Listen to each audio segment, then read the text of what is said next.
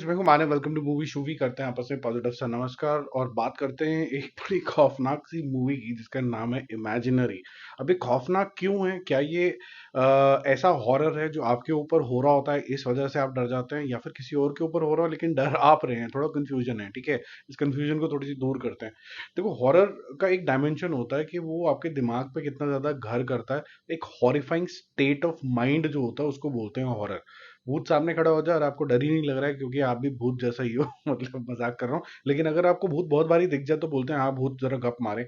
लेकिन अचानक से प्रकट हुई हुई चीज, जंप स्केयर, और स्पेसिफिकली अगर आपको लगे कि भूत किसी और को चमड़ गया, मतलब किसी सगे संबंधी को चमड़ गया, तो आपकी जो चिंताएं हैं वो और ज्यादा बढ़ जाती हैं कि भाई अपने ऊपर तो मैं झेल लूंगा, बच्चे बच्चे के ऊपर कुछ ना कर दे। ठीक है, तो ऐसी एक कहानी है जो काफी ट्विस्टेड है। इसके अंदर काफी सारी लेयर्स हैं।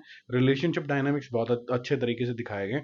टिपिकली ऐसा देखा गया है कि जो एक माँ होती है वो अपने बच्चों का ख्याल रखती है, लेकिन आप बोले कि मुंह बोली माँ होती है वो अपने बच्चों का इतना ज्यादा ख्याल नहीं रखेगी। तो एक मुंह बोली माँ दिखाई गई है यहाँ पर, जो अपने एक पुराने घर के अंदर आती है अपने हस्बैंड के साथ। उसके मुंह बोले दो बच्चे हो गए एक किस्म के। एक टीनेजर है और एक छोटी बच्ची है 10 साल की। ये बच्चे जब यहाँ पर आते हैं तो हंसी खुशी अपने अपने कमरों में जाते हैं, लेकिन छोटी बच्ची अचानक से किसी से बात करने लग जाती है। अब ऑब्वियसली बोलते हैं कि बच्चा खेल रहा है, किसी को इमेजिन कर रहा होगा, देखता होगा, लेकिन ये इमेजिन जेन्युइनली कर रही है किसी को, या फिर कोई ऐसी बस जैसे खेल खेल में खेल हो जाता है वैसे हो रही है।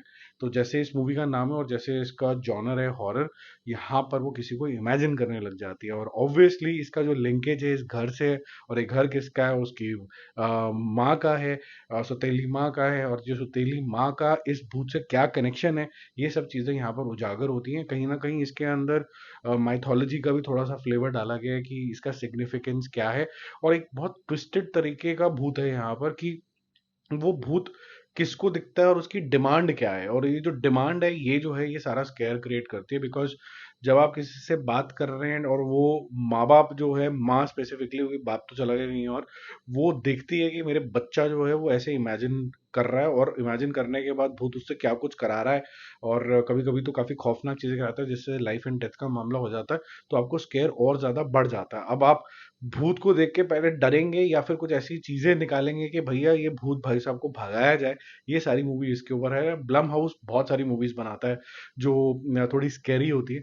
इसके अंदर मेरे ख्याल से काफी सारी अच्छी चीजें दिखाई गई हैं कि कई बार क्या होता है कि आपको खुद भूत से बचना है as a main protagonist, but यहाँ पर आपको किसी को बचाना है और अपने पास से भी लड़ना है और उसको चैलेंज करना है, और फिर उसको से कोई आपको सोल्यूशन फाइंड आउट करना है। और जो एंड होते होते शायद आप बोलोगे कि शायद इसका अगर पार्ट टू भी बने तो और ज्यादा क्लैरिटी आएगी। इस तरीके की ये मूवी है। तो मैं इसको हॉरर थ्रिलर के जोन के अंदर ज्यादा डालूंगा। सिर्फ हॉरर के अंदर जोन के अंदर नहीं डालूंगा। एक अच्छी इंटरेस्टिंग वॉच है अगर आप देखोगे, और एज पेरेंट्स अगर देख रहे हो अगर आप, तो आप बोलोगे कि भाई ये जेन्युइनली एक स्केयर क्रिएट करता है। May not be that high level of horror, लेकिन यहाँ पर जो हॉरर यूज किया गया वो ऐसा भी नहीं है कि एकदम आगे और डरा के चला गया आपको। यहाँ पर हॉरर इस तरीके का है कि बात करते करते क्लासिक तरीके से एक शैडो बन रही है, और आपको नहीं पता कि पीछे शैडो है, लेकिन एज ऑडियंसेस आपको पता है कि पीछे शैडो बन रही है। बोलो अबे हॉट अबे हॉट, वैसी वाली टेंशन एक जो होती है क्रिएट हो जाती है।